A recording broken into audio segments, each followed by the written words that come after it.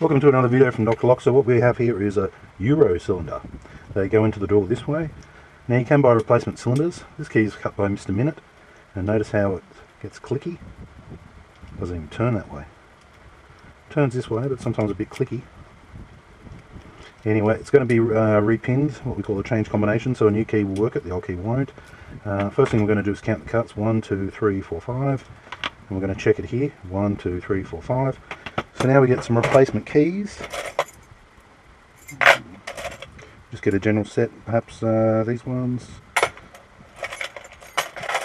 Looking for a set of 3 preferably. There we are. So we have 2 keys. I'll duplicate another one afterwards. Here's our new keys. Here's our old key. Now first thing we're going to do is just check that they're a different combination, and I can see yes, the cuts are different.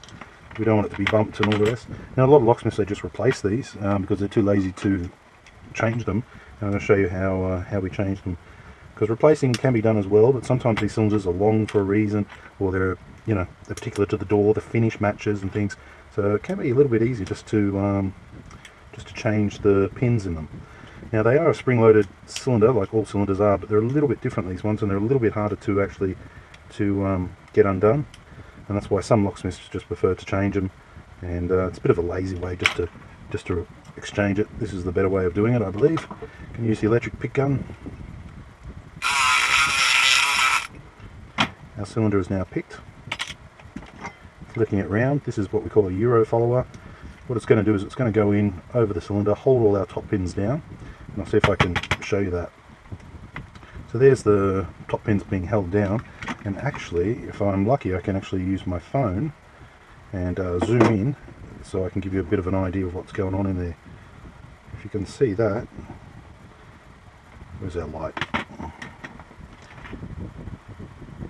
Okay, so you can see how all the pins in there are held. Probably about the best I can give you. That allows us to pull the barrel. Now we carefully put this down, like so. Don't bump it. We chuck out our old pins. Also, there's a little part at the back here we don't want to lose, so we're just going to pop that there. Checking we haven't picked up any top pins. No. Now we change it to this key. So I'm guessing first one's an 8. Yep.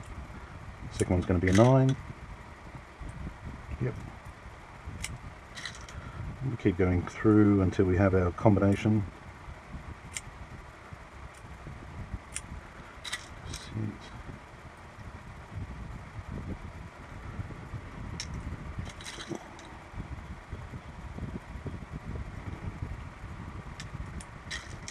First 2 were a little bit high, and lucky last one I'm going to pick a 3. Nope, alright. That's what we call rekeying. Okay, so I'm looking at that, I'm quite happy with that. I'm going to put my little part in the back here. Now graphite, I do like to add a little bit of graphite in between the pins. This just allows everything to remain lubricated, makes it a little bit smoother.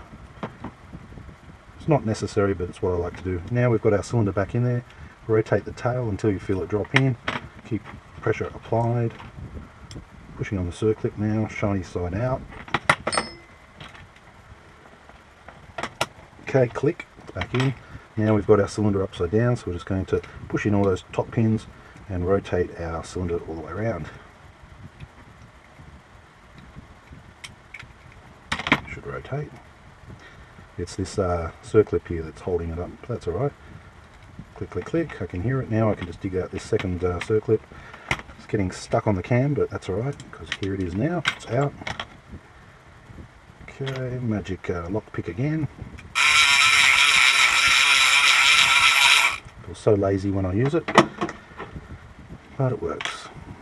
Now these are pickable locks, so if you do want unpickable locks and you've got a cylinder like this, we can sell them to you.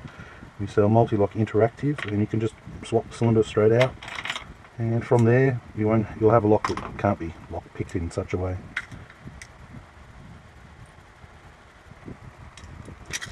So now I'm just going through putting in all the pins. I probably should have memorized them, but do so many you just forget them all the time.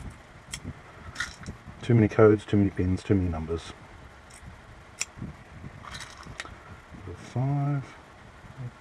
Now for those people who don't do many locks, the point goes down. I'll call you back.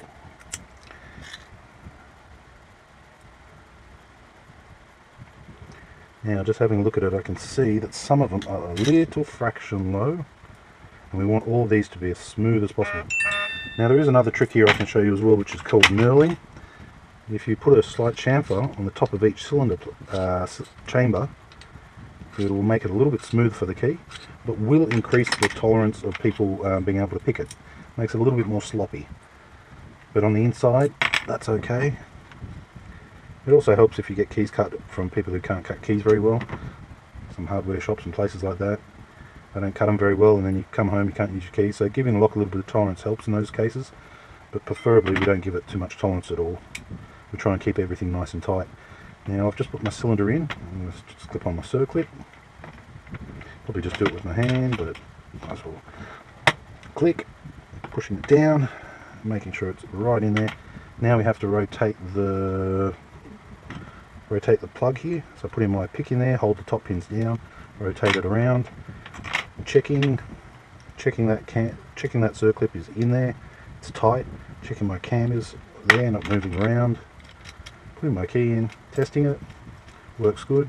That graphite is working its way in, so I'll just give that a,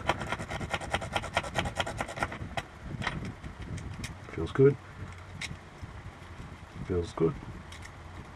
And there we have it. Here's our old key here, goes in, will not turn, goes in, will not turn. So we've set this cylinder now to a new key, better than replacing it to a new one, because it matches the door and the finish and all, saves a little bit of money, so we can do the job a little bit cheaper, and that's it. Changing combination on a Euro cylinder. Thanks for watching.